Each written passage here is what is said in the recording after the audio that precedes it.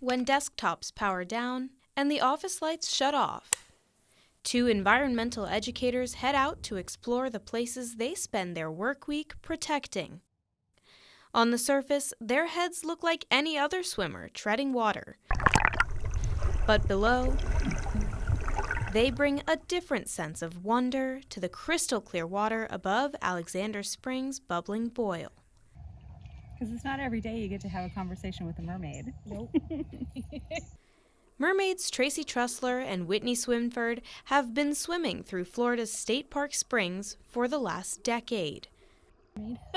Actually, this was my very first spring that I swam in a mermaid tail.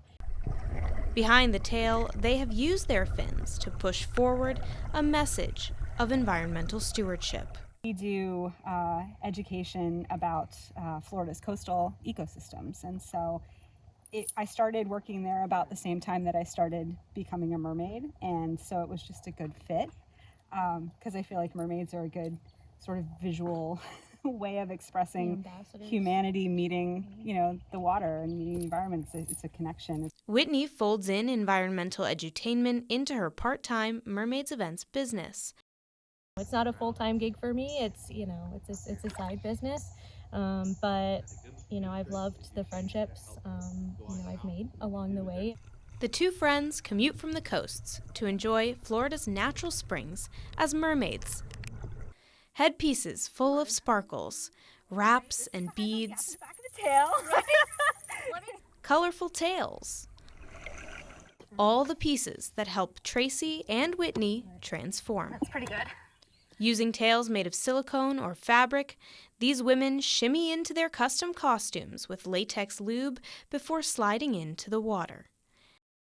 And they join a community of hundreds of Florida mermaids, even attending meetups like Alexander Springs Mermaid Mondays.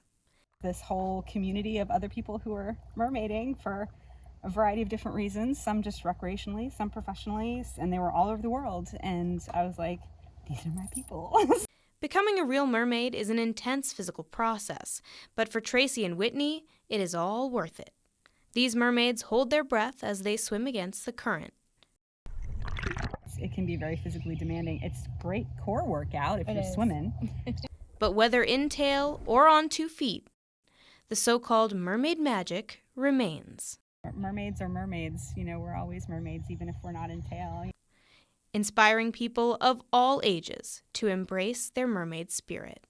There's no age limit, and I want people to know that there's no age limit to imagination and believing in something like mermaids. And exploring their playground they hold so dear, Florida's waterways. Serra Sowers, WUFT News.